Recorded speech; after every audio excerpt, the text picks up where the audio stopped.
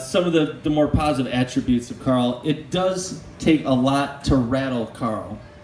I don't know if I've actually ever seen him rattle. He has about as even keel. To say that he's even keel or has a calm demeanor is kind of an understatement. He's one of the few people I know that could probably resuscitate a 3-week-old baby who's turned blue and stopped breathing, and then 10 minutes later go and take a nap for an hour, which I know he does on a regular basis. He's the only person that I've also ever witnessed sleeping standing up. He did this in the London Underground once. No, he was definitely, Mom, you were there, I think. He was definitely sleeping. Also, as a young man, he was able to fall asleep from the top of our driveway to the bottom of it with great frequency. But I think that these traits have served him well as a doctor. In summary, Carl is like water. He follows the path of least resistance. And you can interpret that many different ways. But I think this explains why it took him so long to finally propose to Gayle, this wonderful woman. I know that our family and Gayle's family spent, there were probably countless times where they were wringing their hands, staring up to the heavens and saying, "Why is it taking so long?" And we were taking bets. You think he's going to be by this New Year's, and the next year by that New Year's? Well, maybe he's waiting for this day. And then finally we kind of gave up. And in typical Carl fashion, they were going to Hawaii to attend another friend's wedding. We said, well, that would be just way too obvious. Carl would never do something like that. And then when I found out that Henry was going to be crashing their hotel room for 2 nights, I said, well, that's definitely not going to happen. So much to my surprise, while Carl was on this Hawaiian vacation, I get a call from him, and he says, guess what? We got engaged. Typical Carl. He always has done things on his terms and his timetable. But I apologize, but it's finally done. So how about a round of applause for him finally?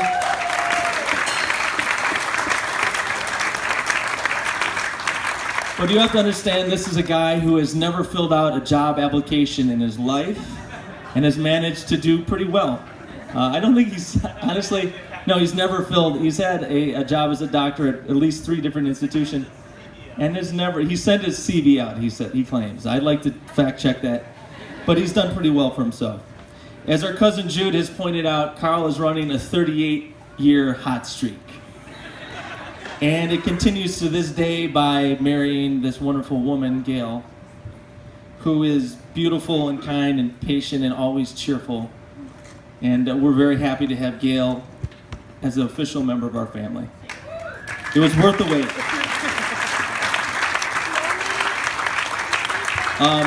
Carl's he's been my little brother, my buddy, my best friend, and he's a great doctor, a great brother, a great human being. I know he's going to be a great husband and great father. And in conclusion, Carl, I'd like to tell you, while looking straight at Gayle, Carl, you never had it so good. How about for the bride and groom, my little brother?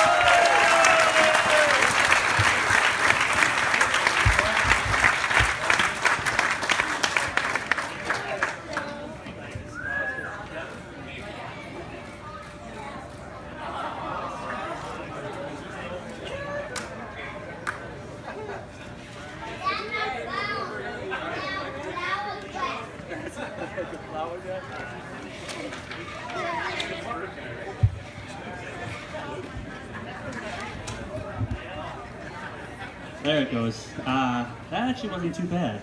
I crossed a lot out at the last I appreciate it. I appreciate it. Well, we'd just like to thank everybody for coming out and sweating and having fun and celebrating and joining me in a pretty awesome thing that is occurring here. Joe alluded to it. It's supposed to be in my speech that I've been running a 38-year hot streak that so far has not shown any sign of ceasing, and kind of through my whole life, every stage I've had just incredible friends in elementary school and high school and college and med school and residency, and I've somehow been blessed with just having a great crew of friends and family, to to join me, and that's part of my hot streak. My hot streak has gotten really hot, not just because it's really hot today, but really hot in the last 5 years, enough to melt a glacier. And in meeting Gayle and finding Gayle and loving Gayle, I really couldn't be a luckier person. I think I always say that, just by virtue of where I was born and when I was born, I'm luckier than 99.9% of the human beings who've ever lived on this earth. And if it's possible, my percentage is even higher now.